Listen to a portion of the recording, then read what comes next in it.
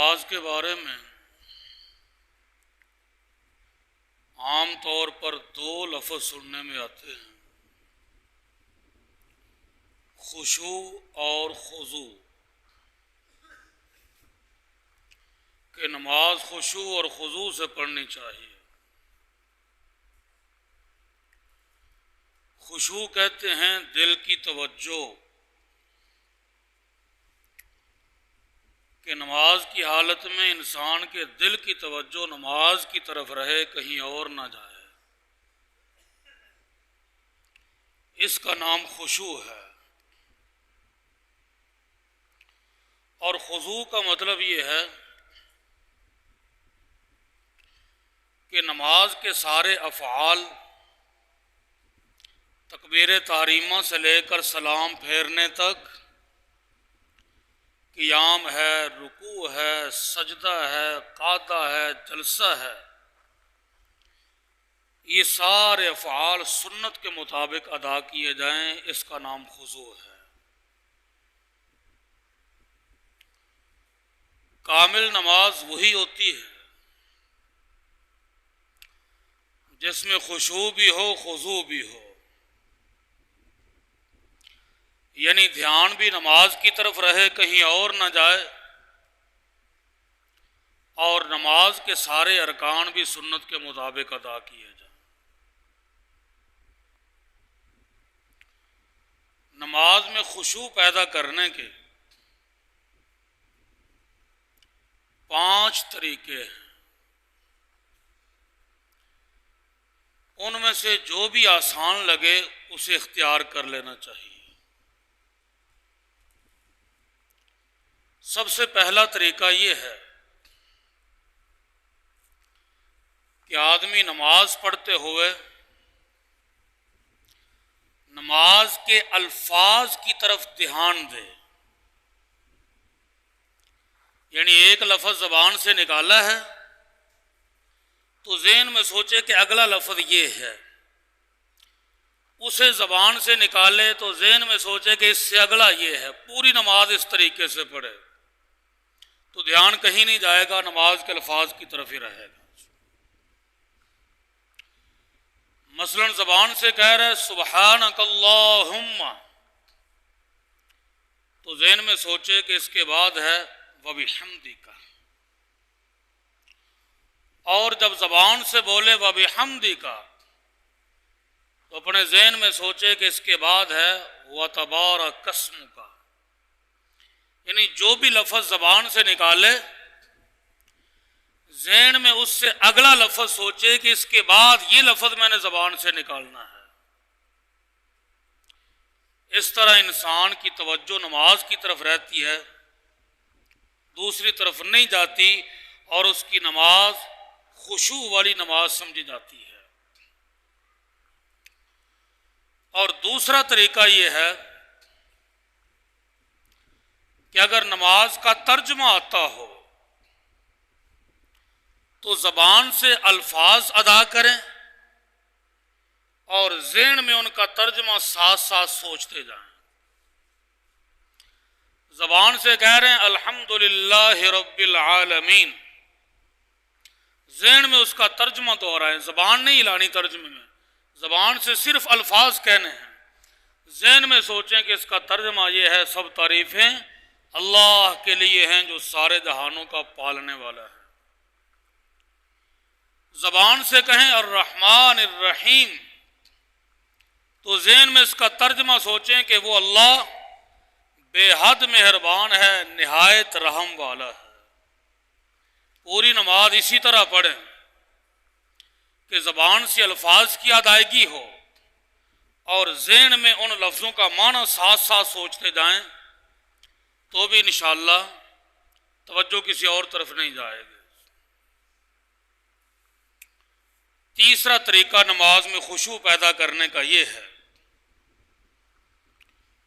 کہ تکبیر تحریمہ سے لے کر سلام تک پوری کی پوری نماز میں بندہ یہ تصور کرے کہ اللہ کی ذات مجھے دیکھ رہی ہے، بس یہی سوچتا رہے، زبان سے الفاظ کہتا رہے اور ذہن میں سوچتا رہے کہ اللہ تعالیٰ کی ذات مجھے دیکھ رہی ہے۔ اور چوتھا طریقہ یہ ہے کہ زبان سے نماز کے الفاظ ادا کرے، الحمدللہ رب العالمین الرحمن الرحیم مالک یوم الدین، زبان سے تو یہ پڑھے اور ذہن میں اللہ تعالیٰ کی صفات کو دہراتا رہے۔ اللہ تعالیٰ کی بہت سی صفات ہیں، ان میں سے کوئی 2-3 لے لے، انہی کا تصور کرتا رہے۔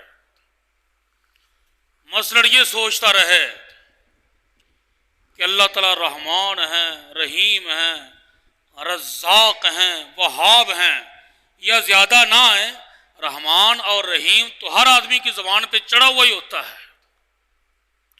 تو بس پوری نماز میں اللہ تعالیٰ کی ان صفتوں کو سوچتے رہیں، رحمان رحیم، زبان سے نہیں کہنا، زبان سے تو نماز کے الفاظ ادا کرنے، ان کا ذہن میں تصور رکھنا ہے۔ پانچواں اور آخری طریقہ جو سب سے آسان ہے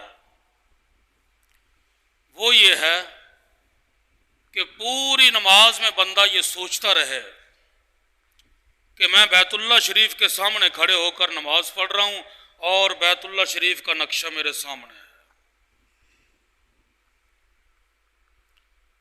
اس طریقے سے بھی انشاءاللہ العزیز توجہ نماز میں رہے گی، کہیں اور نہیں جائے گی۔ ان طریقوں میں سے کوئی بھی طریقہ اختیار کیا جا سکتا ہے جس میں سہولت ہو، اور اگر ان طریقوں میں سے کسی طریقے کو اختیار کرنے کے باوجود بھی بندے کا ذہن کہیں اور چلا جائے تو وہ پھر بندے کے بس میں نہیں ہوتا، اس کی معافی ہوتی ہے، اس کی وہ نماز خشوع والی نماز ہی سمجھی جائے گی انشاءاللہ۔ بس بندے کا کام یہ ہے کہ اس سے جتنا ہو سکتا ہے اپنی توجہ نماز میں رکھے، پھر غیر اختیاری طور پر بے بس ہو کر ذہن کہیں اور چلا جائے تو جب یاد آئے کہ میں نماز پڑھ رہا ہوں فوراً ذہن کو واپس لے کر آئے۔ 20 دفعہ بھی 4 رکعتوں میں ذہن کہیں اور چلا جائے، 25 دفعہ چلا جائے، جب یاد آ جائے ذہن کو واپس لے آئیں تو وہ نماز 100% خشوع والی نماز ہی سمجھی جائے گی۔ نماز کی حالت میں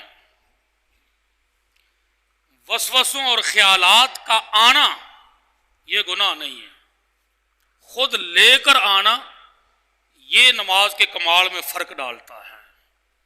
خود بخود آ جائیں کوئی حرج نہیں، جب دھیان آئے تو فوراً نماز کی طرف متوجہ ہو جائے۔ دوسرا لفظ نماز کے بارے میں ہم سنتے ہیں خضوع، کہ نماز خضوع کے ساتھ پڑھنی چاہیے۔ اس کا مطلب میں نے عرض کیا کہ نماز کے جتنے ارکان ہیں سب ارکان سنت کے مطابق ہوں، ٹھہر ٹھہر کر ان کو ادا کیا جائے، اس کا نام ہے خضوع۔ آپ صلی اللہ علیہ وسلم مسجد نبوی شریف میں تشریف فرما ہے، سامنے آ کر ایک صحابی نے نماز کی نیت باندھ لی۔ حضرت خلاد بن رافع رضی اللہ عنہ نماز سے فارغ ہو کر آپ صلی اللہ علیہ وسلم کی خدمت میں حاضر ہوئے، سلام کیا۔ آپ نے چونکہ ان کی نماز دیکھی تھی کہ یہ کیسے پڑھ رہے ہیں تو آپ نے فرمایا ارجع صلی فإنک لم تصلی، واپس جا کر دوبارہ نماز پڑھو۔ آپ نے نماز کوئی نہیں پڑھی، وہ صحابی پھر گئے، شروع سے لے کر آخر تک ساری نماز پھر پڑھی، پھر آپ صلی اللہ علیہ وسلم کی خدمت میں حاضر ہوئے۔ آپ نے پھر وہی ارشاد فرمایا ارجع صلی فإنک لم تصلی، واپس جا کر پھر نماز پڑھو، تم نے نماز نہیں پڑھی۔ وہ تیسری مرتبہ گئے، پھر نماز پڑھی، حاضر خدمت ہوئے، آپ نے پھر وہی ارشاد فرمایا۔ 3 مرتبہ آمد و رفت کے بعد ان صحابی نے عرض کیا کہ یا رسول اللہ، آپ مجھے نماز سکھا دیں تاکہ مجھے پتہ چل جائے کہ میری نماز میں کیا کوتاہی ہے۔ اس کے بعد آپ صلی اللہ علیہ وسلم نے انہیں فرمایا کہ سب سے پہلے تو وضو اچھے طریقے سے کیا کر۔ وضو کا طریقہ 2 ہفتے پہلے عرض کیا تھا، اسی کے مطابق وضو کرنا چاہیے۔ وضو اچھے طریقے سے کرنے کے بعد پھر آپ صلی اللہ علیہ وسلم نے نماز کے ارکان کو ٹھہر کر سکون کے ساتھ ادا کرنے کی پوری تفصیل کے ساتھ انہیں تعلیم دی کہ نماز کے ارکان کو ٹھہر کے ادا کیا کرو۔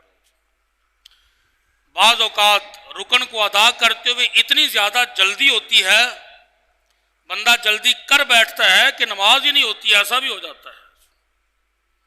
اور بعض دفعہ زیادہ جلدی نہیں ہوتی، تھوڑی جلدی کرتا ہے، نماز تو ہو جاتی ہے لیکن کامل نہیں ہوتی۔ نماز میں سب سے پہلا کام ہوتا ہے صفوں کی درستگی کا۔ صفوں کی درستگی کی طرف عموماً دھیان نہیں دیا جاتا، کوئی بندہ آگے کھڑا ہے، کوئی پیچھے کھڑا ہے، اور اسے زیادہ اہمیت نہیں دی جاتی، حالانکہ صفوں کا درست کرنا بہت ضروری ہے۔ اور صف درست کرنے کا طریقہ بڑا ہی آسان ہے کہ ہر آدمی، ہر نمازی اپنی کونی کا، ایڑی کا جو کنارہ ہے، ایڑی کا، پاؤں کی ایڑی، اسے صف کے کنارے پر رکھے، صف خود بخود سیدھی ہو جائے گی۔ آگے پنجے کی طرف نہ دیکھے، پنجہ تو ظاہر ہے کسی کا پاؤں بڑا، کسی کا چھوٹا، جس کا بڑا ہے اس کا آگے ہوگا، جس کا چھوٹا اس کا پیچھے ہوگا۔ ایڑی کی طرف دیکھے، ایڑیاں سب کی برابر ہوں صف کے کنارے پہ، تو صف خود بخود سیدھی ہو جائے گی انشاءاللہ۔ اور پھر کھڑے ہوتے وقت عموماً یہ کوتاہی ہو جاتی ہے کہ پاؤں کا رخ اس طرح کر لیا جاتا ہے، ایک پاؤں اس طرف، دوسرا اس طرف۔ یہ طریقہ خلاف سنت ہے۔ پاؤں رکھنے کا صحیح طریقہ یہ ہے، ایڑیوں کی طرف سے پیمائش کریں تو اگر 3 انچ بنتی ہے، پنجوں کی طرف سے پیمائش کی جائے تو وہ بھی 3 ہی انچ بنے، اور دونوں پاؤں کے درمیان کم از کم 4 انگلی کا فاصلہ، اور زیادہ سے زیادہ 1 بالشت کا فاصلہ۔ 1 بالشت سے زیادہ نہ ہو اور 4 انگلی سے کم نہ ہو، اتنا ایک فاصلہ، اور آگے والی سائڈ پیچھے والی سائڈ برابر۔ یہ طریقہ نہ ہو کہ آگے سے 8 انچ اور پیچھے سے پیمائش کریں تو 4-5 انچ بنے،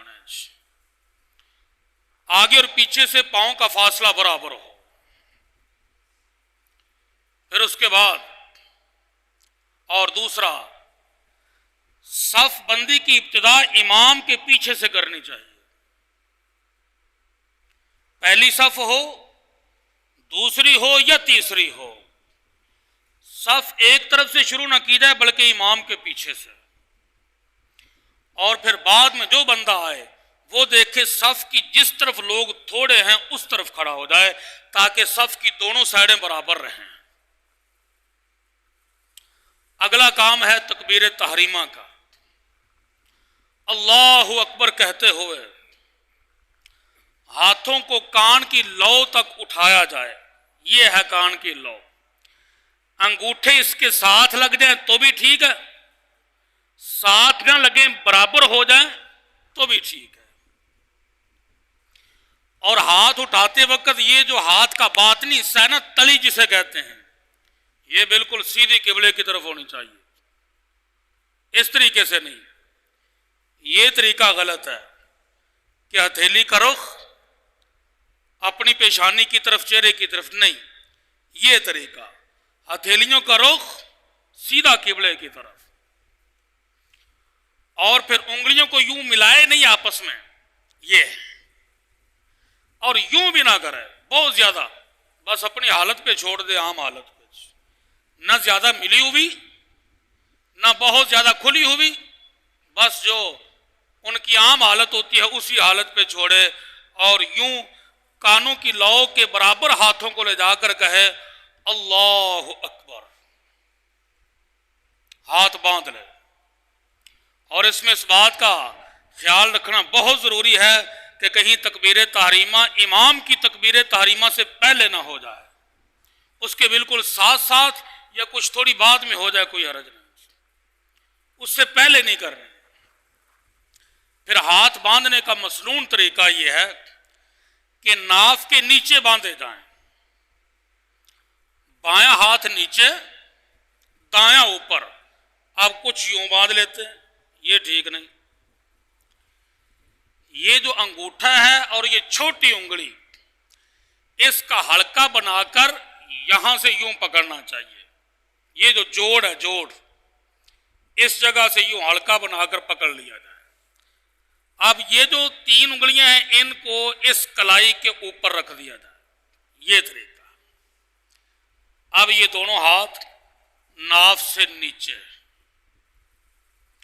اس کے بعد قرات ہے، پہلی رکعت میں ثنا، سورہ فاتحہ، اور قرآن پاک کا جو حصہ آتا ہو سورہ فاتحہ کے بعد، اس کے بعد اگلا مرحلہ ہوتا ہے رکوع کرنے کا۔ رکوع میں سب سے پہلے ہاتھ چھوڑے جائیں، یہ نہیں کہ ہاتھ بندھے ہوئے ہوں اور نیچے جھک جائیں، درمیان میں جا کر ہاتھ چھوڑیں۔ ہاتھ چھوڑ کر نیچے جھکیں اور ہاتھوں کے ساتھ اپنے دونوں گھٹنوں کو مضبوطی سے پکڑ لیں، اور پھر کمر بالکل یوں سیدھی ہونی چاہیے، اس طریقے سے۔ یہ نہیں کہ سر نیچے جھکا ہوا کمر اوپر کو اٹھی ہوئی، یا سر اوپر کو اٹھا ہوا ہے کمر ذرا نیچے جھکی ہوئی ہے، سر اور کمر بالکل برابر ہونے چاہیے، اس طرح سے۔ نیچے کو سر نہ کرے، نہ ہی ذرا اوپر کو کرے، کمر کے بالکل برابر ہو۔ پھر تسبیحات پڑھے، 3 مرتبہ ہو جائیں، 5 مرتبہ، 7 مرتبہ، جتنی اللہ پاک توفیق دے۔ جماعت کی نماز ہے تو امام کے ساتھ ساتھ چلنا ہے، جتنی امام پڑھ لے گا، جتنی دیر امام رکوع میں رہے گا، اتنی دیر میں جتنی ہو جائیں۔ پھر اس کے بعد رکوع سے کھڑے ہونا ہے، تو کھڑے ہوتے ہوئے بعض ساتھی یوں اچھا بلا جھٹکا سا لیتے ہیں، اگر تو کوئی تکلیف ہے پھر تو معافی ہے، لیکن بلا وجہ جھٹکا لے کر نہیں کھڑے ہونا چاہیے، آرام سے بالکل سیدھا کھڑا ہو جائے۔ سمع اللہ لمن حمدہ امام کہے گا، اور اگر اکیلے پڑھ رہا ہے تو خود کہے گا۔ اس کے بعد ربنا لک الحمد حمدا کثیرا طیبا مبارکا یا مبارکا فی۔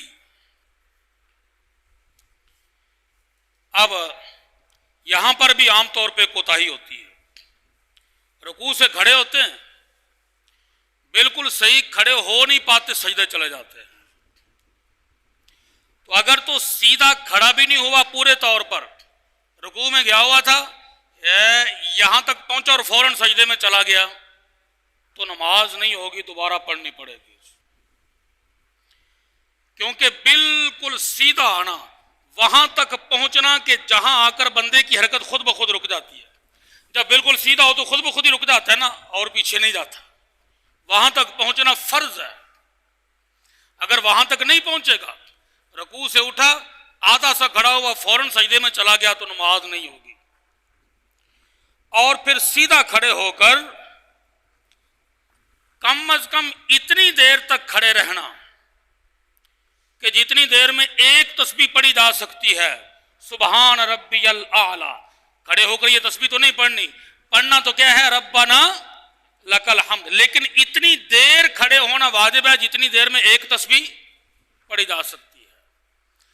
اگر آدمی اس دعا کا اہتمام کرے، ربنا ولک الحمد یا ربنا لک الحمد، واو کے ساتھ بھی آتا ہے، بغیر واو کے بھی، حمدن کثیرن طیبا مبارکن فی، جتنی دیر دعا میں لگتی ہے اتنی دیر میں جتنا کھڑا ہونا مسنون ہے وہ ادا ہو ہی جاتا ہے۔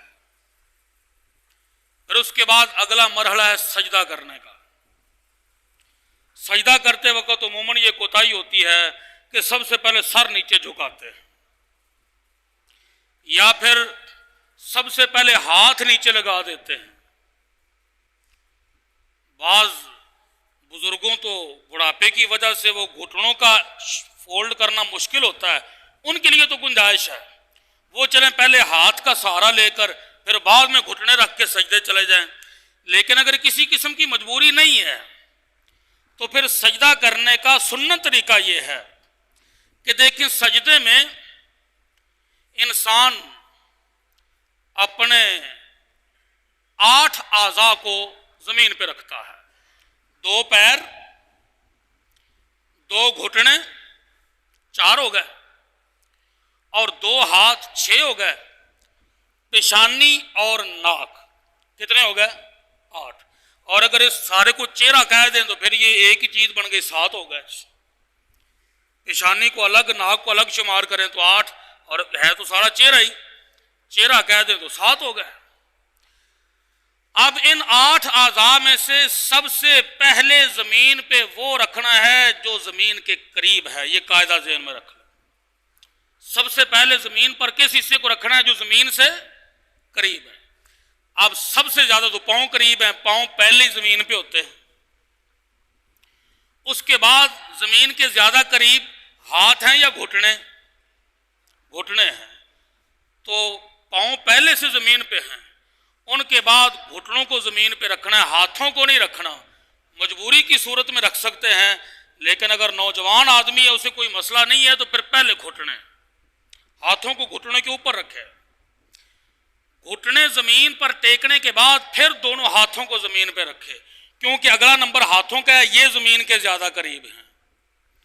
اس کے بعد رہ گیا ناک اور پیشانی، ان میں سے زمین کے زیادہ قریب ناک ہے، تو ہاتھوں کے بعد ناک رکھے، ناک کے فوراً بعد اس ہاتھ کی پیشانی رکھ لے۔ اور سجدے کی حالت میں یہ ہاتھ نیچے ہوں گے نا، ان کے یہ جو انگوٹھے ہیں کانوں کی لو کے برابر ہونے چاہیے، یہ کانوں کی لو ہے تو ان کانوں کی لو کے برابر ناک انگوٹھوں کے درمیان میں آئے۔ اس حساب سے انگوٹھے رکھے جائیں کہ بالفرض اگر یہاں پسینہ آتا ہے نا کان پہ، پسینہ چلتے چلتے پہنچ جاتا ہے کان کی لو پہ، اور کان کی لو سے پسینے کا قطرہ نیچے گرتا ہے تو وہ انگوٹھے کے ناخن پر گرے۔ یا پانی ڈالیں بالفرض اور پانی یہاں کان کی لو تک پہنچ جائے، یہاں سے پانی کا قطرہ اگر نیچے گرے تو یہ جو انگوٹھے کا ناخن ہے اس کے اوپر گرے۔ اس حساب سے یہ انگوٹھے کا ناخن کان کی لو کے برابر رکھنا یہ ہے سنت۔ پوری کوشش کے باوجود کچھ کمی بیشی رہ جائے تو اللہ پاک معاف فرمائیں گے، لیکن کوشش یہی ہونی چاہیے کہ بالکل کان کی لو کے برابر ہو۔ اور سجدے کی حالت میں نظریں یہاں ڈالی جائیں اس طریقے سے۔ اب یہاں یہ حصہ پورے طور پہ نظر تو نہیں آتا، بس یہاں ڈالیں جتنا نظر آ جائے، بس یہی سنت ہے۔ اور قیام کی حالت میں نظریں سجدے والی جگہ پہ، رکوع کی حالت میں نظریں دونوں پاؤں کے اوپر اور پاؤں کے درمیان اس حصے میں۔ پھر اس کے بعد سجدے سے کھڑے ہونا ہے۔ اب سجدے سے کھڑے ہونے کی ترتیب سجدے جانے کی ترتیب کے بالکل الٹ ہے۔ سجدے جاتے ہوئے سب سے آخر میں کس حصے کو زمین پہ رکھا تھا؟ پیشانی کو۔ سجدے سے اٹھتے ہوئے سب سے پہلے پیشانی اٹھانی ہے، اور پیشانی سے پہلے کون سا حصہ رکھا تھا؟ ناک، تو پیشانی کے بعد ناک اٹھانا ہے۔ ناک سے پہلے سجدے جاتے ہوئے ہاتھ رکھے تھے، اس کے بعد ہاتھوں کو اٹھانا ہے، اور پھر اگر کھڑے ہونا ہے تو گھٹنوں کو اٹھا لیں، بیٹھنا ہے تشہد میں تو گھٹنے اٹھانے کی ضرورت نہیں ہے۔ پھر دوسری رکعت ہے اگر تو اس کا بھی قیام، قرات، رکوع، سجدہ اسی طریقے سے۔ پھر اس کے بعد ہے تشہد کی حالت میں بیٹھنے کا مرحلہ۔ بیٹھنے کا طریقہ یہ ہے کہ یہ جو بایاں پاؤں ہے اسے نیچے بچھا دیا جائے اور اس کے اوپر بیٹھ جائے. دایاں پاؤں اس کی انگلیوں کو یوں مروڑ کر قبلے کی طرف کر کے پاؤں کو کھڑا کر لیں. اگر کوئی عذر ہو انگلیاں اس طرف نہ ہوتی ہوں تکلیف ہو تو ٹھیک ہے, جس طرح سہولت ہو پاؤں کو ویسے رکھ لیں. لیکن اگر کوئی عذر نہیں ہے تو پھر سنت طریقہ یہی ہے کہ پاؤں کی انگلیوں کو مروڑ کر قبلے کی طرف اور پاؤں کو کھڑا کر لیا جائے. اور یہ جو دونوں ہاتھ ہیں یہ گھٹنوں کے اوپر, ان کی انگلیاں نہ زیادہ کھولی جائیں نہ یوں ملائی جائیں, بس اپنی عام حالت پہ چھوڑ دی جائیں گھٹنوں پر. اور گھٹنوں پر اس طریقے سے نہ رکھی جائیں کہ گھٹنوں سے آگے نیچے کی طرف لٹک جائیں, اور زیادہ پیچھے بھی کھینچ کے نہ رکھی جائیں کہ گھٹنے ننگے ہوں, زیادہ پیچھے ران پہ آ جائیں انگلیاں.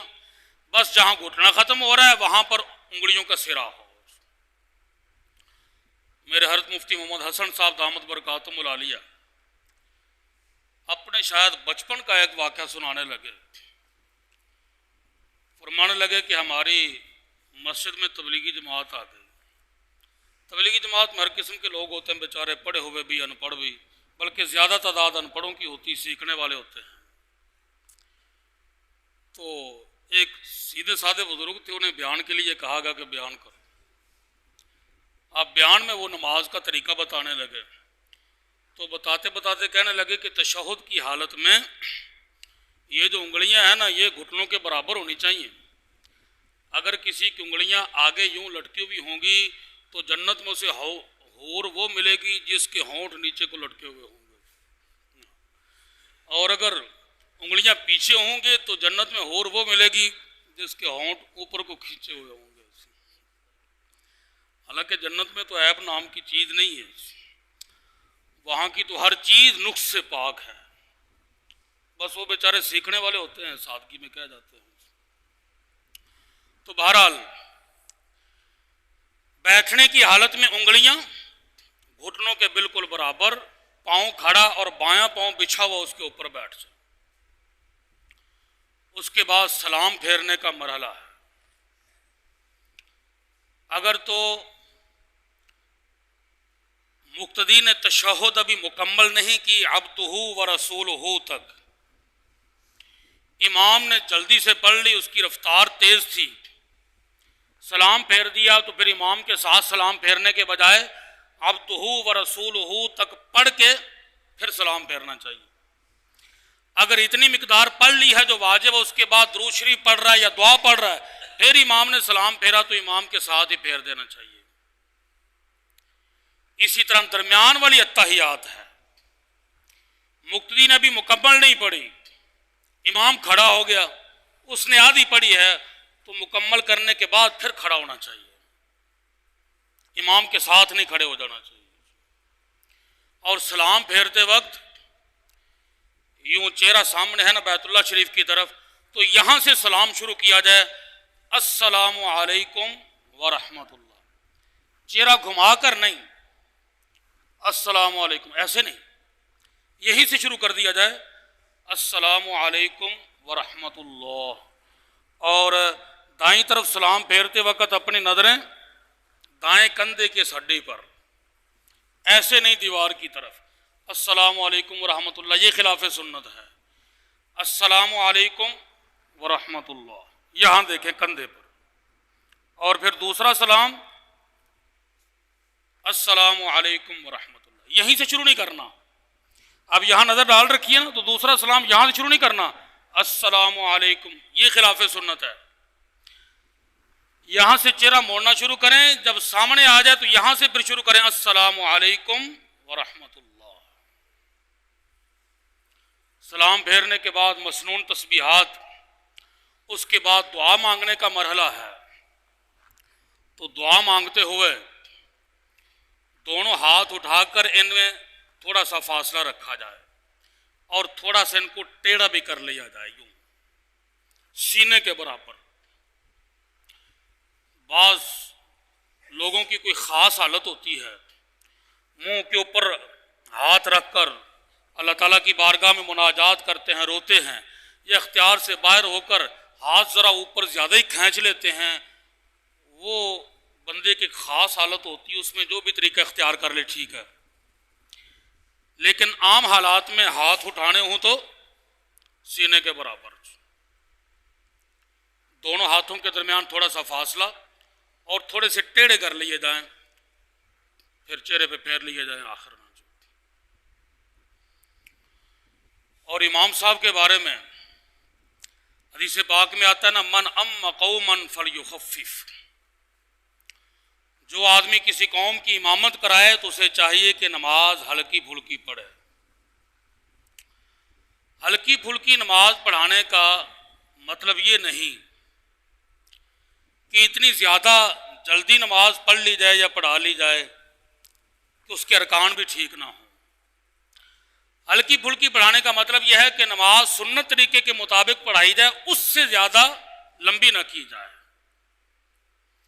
اب کم از کم 3 تسبیحات رکوع اور سجدے میں ضرور پڑھی جائیں، 5-7 تک چلا جائے تو اور بہتر ہے۔ اور اسی طرح قرات کے سلسلے میں مسنون طریقہ یہ ہے کہ فجر اور ظہر کی نماز میں سورۃ الحجرات سے لے کر 26ویں پارے میں ہے، یا ایھا الذین آمنوا لا تقدموا بین یدی اللہ ورسولہ، یہاں سے لے کر سورۃ البروج تک ان صورتوں میں سے 2 صورتیں پڑھ لی جائیں، فجر اور ظہر میں۔ عصر اور عشاء میں سورۃ الطارق سے لے کر سورۃ البینہ تک، اور مغرب کی نماز میں سورۃ البینہ کے بعد والی جو صورتیں ہیں سورۃ الناس تک، ان میں سے پڑھ لی جائیں۔ لیکن ضعف کا زمانہ ہے، اگر یہ بھی لمبی محسوس ہو، نمازیوں کے اکتا جانے کا خطرہ ہو، تو پھر ان صورتوں میں سے ہی پڑھ لیا جائے، لیکن پوری صورت پڑھنے کے بجائے آدھی صورت پڑھ لیں۔ مثلاً سورۃ الحجرات ہے، اس کے 2 رکوع ہیں، بڑے بڑے ہیں۔ اب یہ دونوں رکوع اگر پہلی رکعت میں پڑھیں گے تو آج کے زمانے میں ذرا تھوڑا کھڑا ہونا مشکل ہو جاتا ہے، تو چلیں ایک رکوع 2 رکعتوں میں پڑھ لیں، پھر بھی لمبے لگیں تو ایک رکوع سے بھی ذرا کم کر لیا جائے۔ لیکن اگر کوئی پیچھے نوجوان کھڑے ہیں، زیادہ مجبور آدمی کوئی نہیں، اور یہ پوری صورت بھی پڑھی جاتی ہے تو یہ سنت کے مطابق کہلائے گی۔ اور یہ جو حدیث ہے کہ جو آدمی کسی جماعت کی امامت کروائے اسے ہلکی پھلکی نماز پڑھانی چاہیے، یہ اس حدیث کے خلاف نہیں ہے، کیونکہ سنت کے مطابق ہے۔ وہ نماز کے وسوسوں کے بارے بات ہو رہی تھی حضرت کی مجلس میں، تو ایک صاحب کھڑے ہو کر کہنے لگے کہ ہمارے جو امام صاحب ہیں وہ نماز اتنی جلدی پڑھاتے ہیں کہ شیطان ابھی وسوسے ڈالنے کا ارادہ ہی کر رہا ہوتا ہے، وہ سلام پھیر دیتے ہیں، اسے موقع ہی نہیں ملتا وسوسے ڈالنے کا۔ تو اس طرح کی نہ ہو، سنت کے مطابق نماز قرات فجر کی نماز میں بالخصوص اور ظہر میں ان صورتوں میں سے پڑھی جائے اور ذرا لمبی کر کے پڑھی جائے۔ اللہ پاک سے دعا ہے کہ اللہ تعالی ہم سب کو تمام کام سنت